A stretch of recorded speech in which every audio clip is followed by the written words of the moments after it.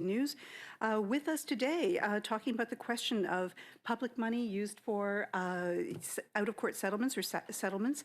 We have Senator Marilou McPhedran from Manitoba. We have online Dr. Julie Macfarlane from Can't Buy My Silence, Kim Shore from Gymnasts for Change, Robin Browne is here in the room with 613819 Black Hub, and Joanne Stark, who moved to successfully a resolution of the Canadian Bar Association to end the misuse of NDAs.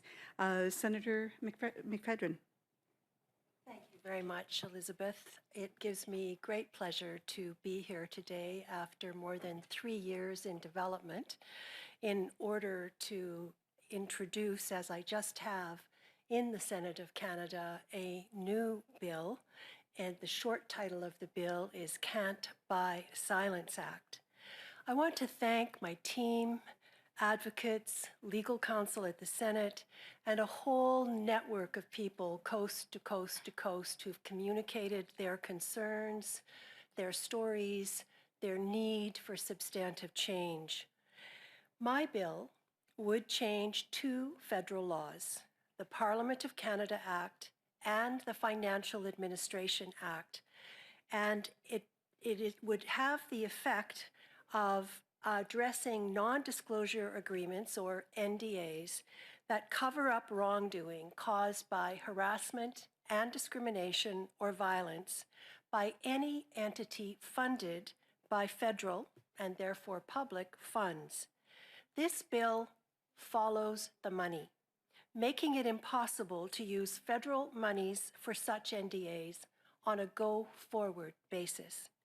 If it becomes law, this bill will require changes in Parliament, the House of Commons and the Senate, the Library of Parliament, and the Parliamentary Protective Services, as well as all other federally funded entities, including government departments, such as the Department of Justice, Crown corporations, such as the CBC, departmental corporations, such as federally funded granting agencies in the fields of health, the arts, education, and non-governmental organizations that have to report up through the respective ministers that provide funding through the Financial Administration Act because they receive federal funding, such as Hockey Canada. I'd like to now begin to recognize the people who are with us today, and to begin by asking Joanne Stark to speak, please. I'd like to thank the Senator for extending the invitation to me to attend today, and I'm pleased to be speaking today from the unceded and traditional territories of the Musqueam, Squamish, and Tsleil-Waututh Nations in Vancouver. Throughout my legal career, I've been a strong supporter of access to justice and making sure people have an opportunity to be heard. However, I've noticed that over the last couple of decades, the use of non-disclosure agreements was becoming very routine in many types of agreements. Non-disclosure agreements, or NDAs, were originally designed for the specific purpose of ensuring that business information shared remains confidential. However, as a lawyer, I noticed that NDAs were being used not only to protect commercial trade secrets, but also to silence people who are bringing forward claims of harassment, abuse, or discrimination within organizations. Too often, these victims and whistleblowers are required to sign an NDA, and this might prevent them from speaking to family, friends, therapists, and coworkers to explain what has happened. In a sense, they're being re-victimized, and some find it difficult to get the help and support that they need to begin the healing process. The second part of the impact of these NDAs is that the perpetrator of harassment is essentially being protected. This means that the offensive activity often continues.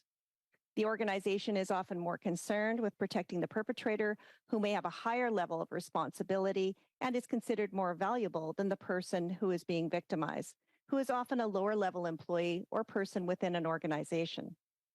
Sometimes the impact of these NDAs is that a toxic culture is allowed to continue on. In February of this year, I brought forward a resolution to the 36,000 members of the Canadian Bar Association to prevent this misuse of NDAs. This resolution was passed with 94% approval, a strong show of support to have members lobby for legislative changes and to ensure legal professionals gain a better understanding of the potential negative impact of these non-disclosure agreements. Since then, we've seen lawyers come together across the country to advance advocacy initiatives to promote new legislation, both provincially and federally, legislation that will ensure that victims and whistleblowers are no longer silenced. In my view, this represents a positive shift in culture, and legal professionals are prepared to step up and be a part of the change that's needed. I want to thank you for the opportunity to speak today. In my excitement to get started, I actually neglected to introduce you. So as a lawyer, I want to thank you very much for your leader as a lawyer, an author, and a member of the Canadian Bar Association, and also for your founding of the nonprofit Legal Coaches Association that provides affordable, limited legal services to assist people with legal problems, of which NDAs are a very significant part of that for many people. Thank you so much for your contribution. Thank you, and thank you for your work on this important bill. I'd now like to ask Kim Shore, who is the co-founder of Gymnasts for Change Canada, an athlete advocacy group calling for a national inquiry into abuse and human rights violations in sport. Kim is a former athlete and former GymCan board member. Over to you, Kim. Can't hear you.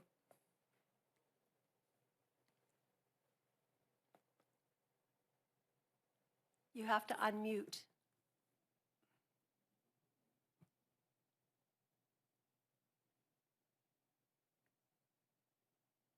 No. Perhaps we can go to Ms. McFarlane and then come back to Ms. Shore. There she is. Oh, there she is. Okay. Okay, Kim, please start again. My apologies. Thank you to Senator McPhedran, Dr. Julie Macfarlane, and the many others who have worked hard to bring this bill to life.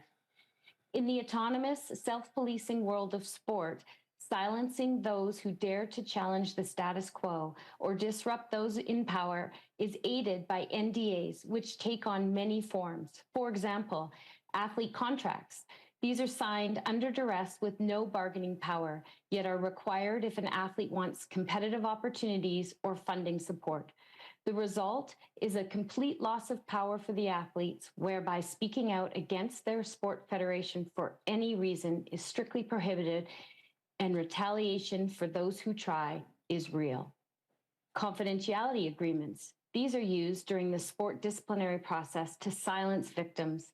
The threat that complainants will tank their case if they share information compounds the victim's shame by isolating them from witnesses who could corroborate their story and robs them of the opportunity to receive support from the wider survivor community.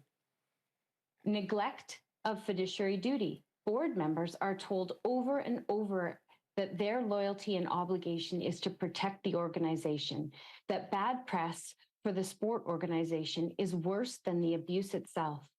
Abusive individuals are quietly removed with messaging to the sport community that they resigned for personal reasons rather than safe sport concerns. Without transparency, that individual is free to coach in other communities, and unsuspecting sport clubs have no idea they've just hired a dangerous predator to coach their children. Transparency about wrongdoing is sacrificed to maintain the image that sport is inherently good. Traditional NDAs are signed by staff members who are dismissed from their employment for challenging wrongdoing, negligence, or inconsistencies by sport organizations, and they must sign the NDA in order to collect severance pay. Many have pertinent information to share with board members, press, parents, or parliamentary committees to improve sport safety and eliminate abuse, but even parliamentary privilege is not sufficient protection from retaliation, including legal action. The cost of collusion is high. I've personally seen the effects of NDAs on brave people whose self-worth and integrity eroded after years of holding in the truth. I know people who have had to choose between seeing a harassment lawsuit to the finish line or sign an NDA so their children could go to college. I've seen survivors placed with the choice impossible choices of having their voices silenced for the sake of having their abusers sanctioned through a disciplinary process. In Canada and in Canadian sport, we have people perpetrating harm on others, but we have even more enablers who will buy complicity.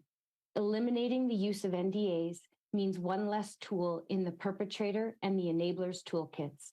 Along with a national inquiry into sport, the Can't Buy Me Silence Act will function to limit secrecy, corruption, and cover-ups aided by NDAs, and will shine a light on the dark corners of our rotting sports system.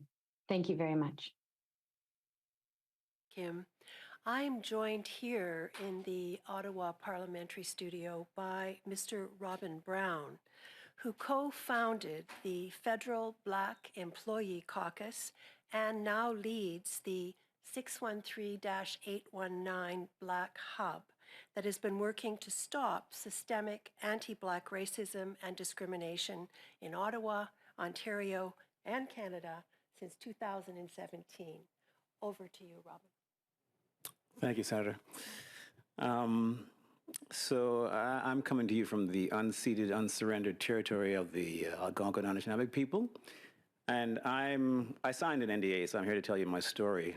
I started in the federal government in 1999, and over the 20 years that I was there, I saw a lot of non-Black employees getting privileges that I didn't, including in my 20-year career, I had one promotion.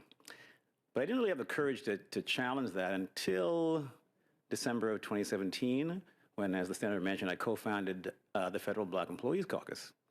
And we were challenging systemic anti-Black racism in the federal public service. Almost immediately after founding FBEC, as it's called, my managers started hitting me with one sanction after another of increasing severity, culminating with them sending me home to get a medical examination to prove I was fit for work. And while I was out, without telling me, they banned me from all the departmental buildings.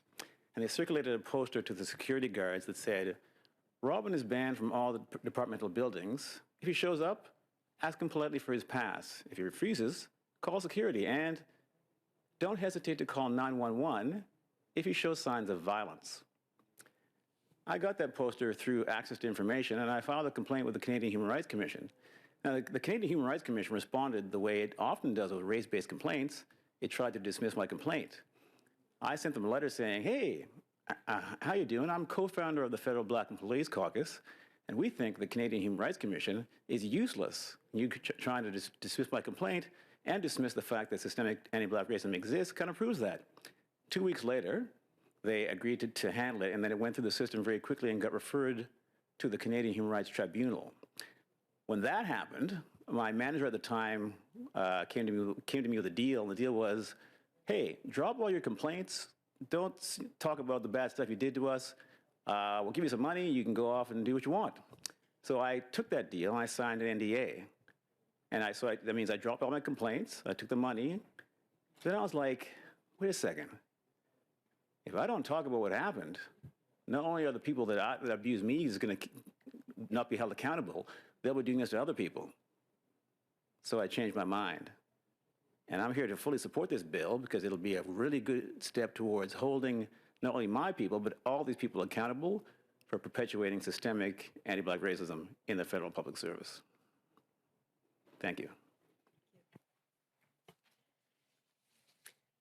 Lastly, thank you very much.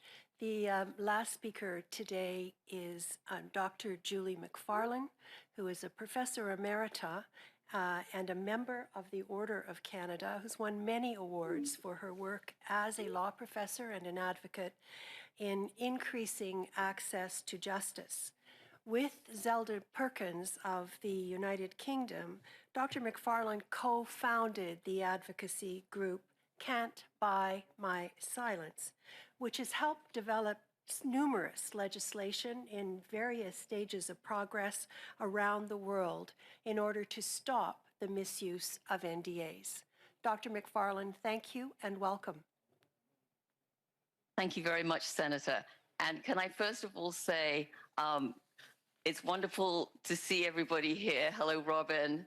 Hello, Kim. Hello, Joanne. Thank you for your amazing advocacy. And above all, Senator, thank you so much for the enormous amount of work that you've put into this issue.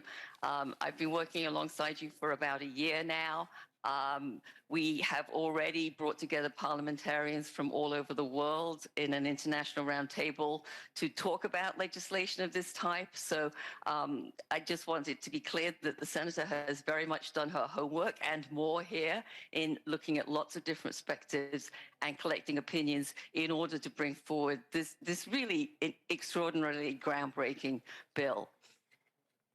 NDAs are an extraordinary example of the use of superior knowledge and resources to control already victimized and vulnerable people by silencing people who complain about misconduct, which the bill defines as harassment, violence, and discrimination.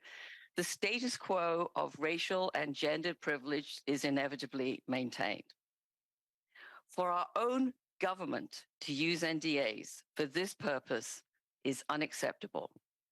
We're already seeing provincial governments across Canada, PEI, who has already passed legislation, Manitoba, BC, Nova Scotia, and shortly Ontario, who are bringing forward legislation to stop the use of NDAs in private workplaces.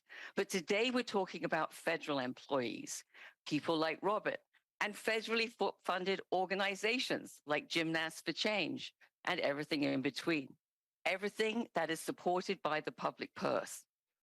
And I think that has a symbolism that is far more than a matter of just numbers of victims protected. Passing this bill would be a signal that our government acknowledges that the practice of coercive, indefinite, silencing NDAs in settling human rights and other misconduct complaints has to stop. And let me say on a personal note that I am very often very proud of my adopted country.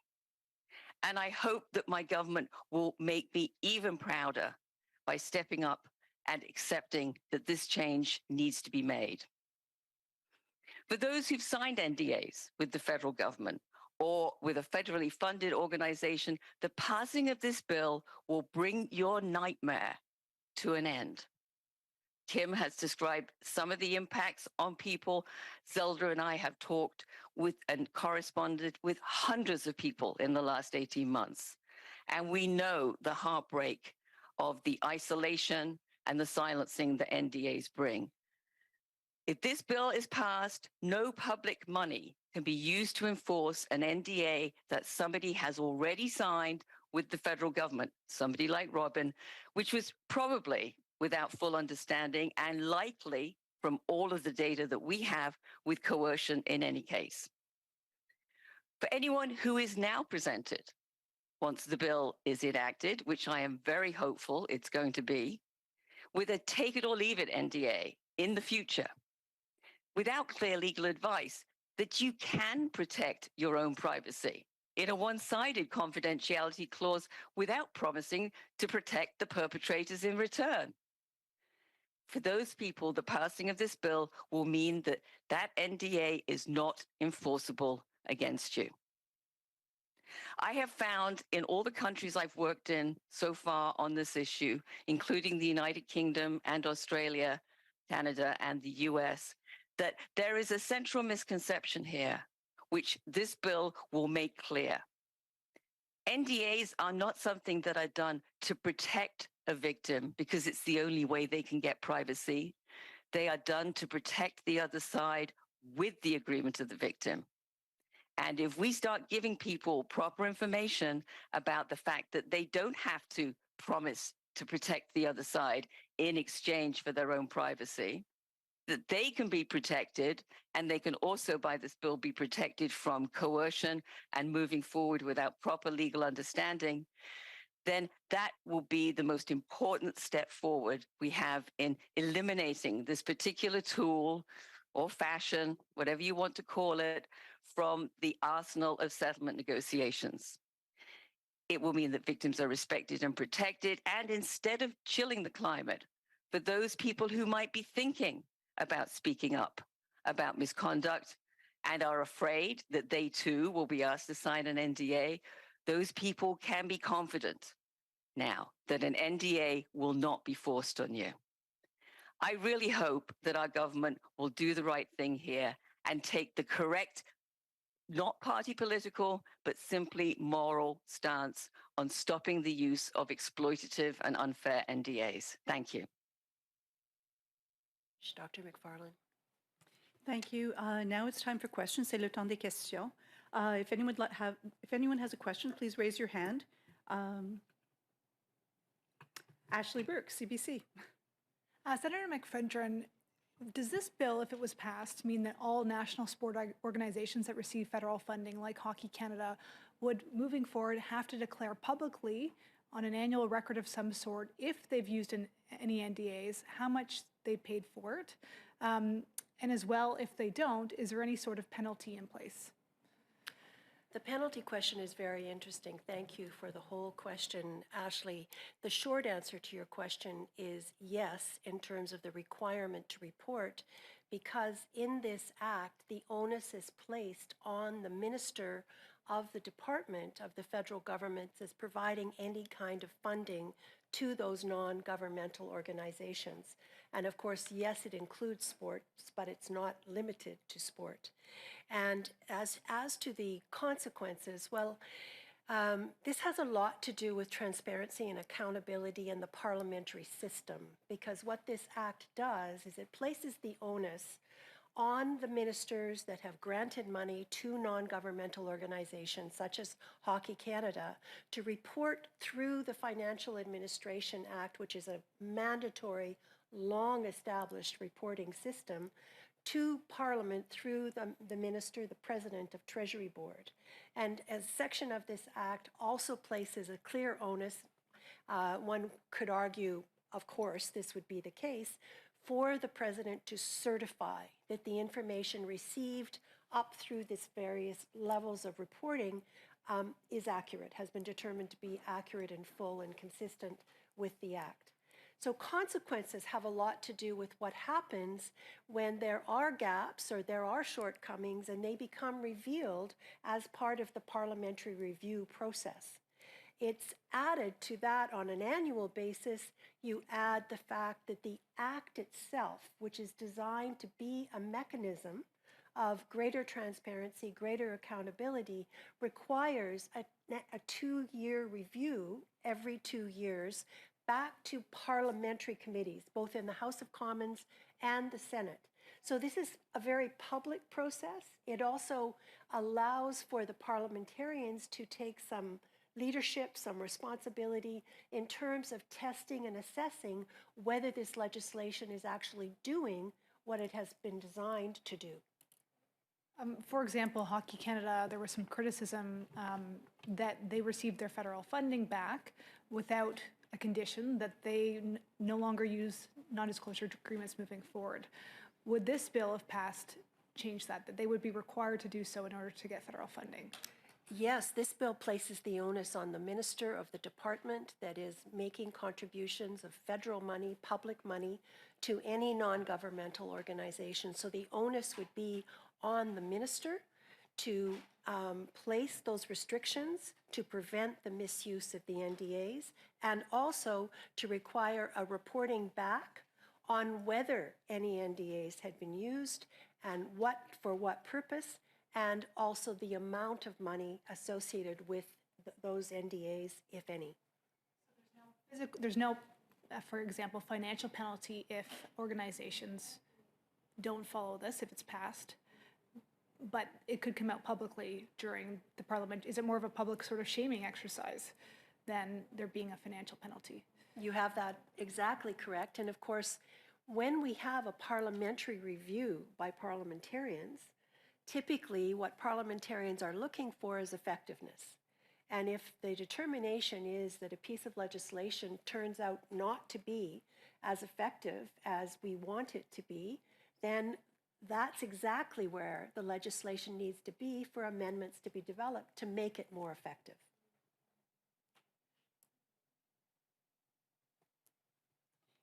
Can I throw in a question as a journalist rather than a moderator? Because this is sort of intriguing.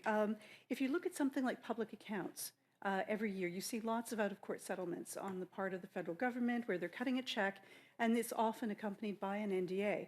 It's not necessarily a discrimination case, it's not necessarily a harassment case, but often damage has been done or harm has been done to someone. That's why they're reaching an out-of-court settlement. Will your bill cover those kinds of cases as well? Because we've seen cases, for example, with veterans and others, that the actions of the government have resulted in harm, but when in the out-of-court settlement, they also are silenced by an NDA. Yes. So, Elizabeth, that's why after quite a long time of trying to figure out what actually would be most effective in a federal context, the decision was made. I made the decision to follow the money. And so that there's really only one test here, and that is that entity, whether it's inside the federal government or whether it's non-governmental, is it receiving public monies through any kind of a federal funding source? And if it is, then there will be a reporting requirement, and they'll have to report up through whatever department was the source to Treasury Board for the public tabling. Now, I want to also just note that there are a number of protections in this bill as well, including the identity, the requirement that that kind of information, were any NDAs used, how much money was actually spent on those NDAs. That reporting must occur while protecting the privacy of the complainants. Could I jump in and say something? Please. Yes, please. Are you talking to me? I can't see where you're looking. Whoever wants to jump in, jump in. Yes, thank you, Marilou. Just a couple of things I want to just add on to what Marilou said. First of all, NDAs are this phenomenon that is about burying what has happened. They are the opposite, whatever that might be, to transparency. And I think that the senator has done a remarkable job in this bill in trying to effectively make transparent something that is not just previously not been transparent, but was intentionally not transparent in the form of an NDA. And that takes an awful lot of peeling the onion. There's been a lot of work done on this. I think that the other part of shift, of change that will inevitably happen, though, if this bill is passed, is that there will be a growing cultural recognition, just like the one that Joanne spearheaded with the legal profession, with the Canadian Bar Association, that these kinds of NDAs to cover up bad things are just not what they were ever supposed to be. They were supposed to be to protect trade secrets, not to cover up misconduct. Now we have every kind of misconduct and bad thing being treated as if it's a trade secret. If they change that culture, if this bill can change that culture, we're just not going to see NDAs being used in the same ways anymore, because the steps that are going to be necessary because of the protections and the requirements that Marilou has put into this bill for anybody who seeks to use an NDA with public money will make it simply not worth their while. It has been a fashion. It's been a fashion that, again, these are secret settlements, so it's impossible to know right now, but probably has been around, as Joanne said, for about 15 years. It's been getting worse and worse, and now we're going to stop it. And I think that the unpacking of all the different ways in which this information has been kept secret in the past is absolutely critical, and that's what this bill does. What happened? Sorry, Mr. Browne. What happened when you decided to speak out and essentially break your NDA by talking about your case? Was there any sort of penalty? Was there any sort of litigation over that? What was the outcome? No, there hasn't been. Yeah, and that was I think I first started speaking out about a year and a half ago. And Ms. Stark. And I have to say, Robin's experience is similar to a lot of people. We have found in the last 18 months many people who have broken their NDAs and then they've waited for something to happen. But because of the changing culture, which this is such an important part of this bill, because of that changing culture, it looks really bad for brand now to go after somebody. Well, we want to make sure it's not just bad for brand, but it's not possible with public money. And I have another question for Ms. Stark. I have spoken to other lawyers while covering stories about NDAs, and in particular, one lawyer had said that they felt if there weren't NDAs, like you are, they've said, paying for someone's silence, that if there weren't NDAs, it could actually hurt victims because from their perspective, those victims wouldn't receive any money. They wouldn't receive a settlement. And they said that was problematic. I don't know if you've heard any resistance like that and your conversations in the legal community and what you would say to that argument. Thank you for the question. Yes, I mean, obviously, part of this whole process is an open discussion with the legal professionals about any concerns that they have. And what we've found so far is that, you know, the amount of settlements have not been reduced in any way or changed in any way when you're protecting the right parties in an NDA. And it doesn't mean you can't use any type of NDA. Sometimes NDAs are important to, you know, if you're releasing an employee and you don't want them to share information or trade secrets about an organization, then that's fine. Or if you don't want a settlement amount or severance payment amount release, then there's nothing wrong with that. It's more about making sure that legal professionals are aware of exactly what the implications are of that NDA in that agreement and whether or not there's a different way to structure an agreement so that it is providing the protection needed, but not protecting those that were committing any wrongdoing or any misconduct. So again, part of that whole education process and part of the things that the Canadian Bar Association agreed to in my resolution was to ensure that there would be that open awareness and education and transparency. So we're not using NDAs and having that negative impact on people who are feeling re-victimized. And I just have one more question for Ms. Shore. We do have one person potentially online, so let's, does anyone online on Zoom would like to ask a question? Going once, going twice, over to Ashley again. Ms. Shore, in the world of gymnastics, I know you're tapped into the community. Have you heard of cases, what kind of cases have you heard of where NDAs have been used in that community?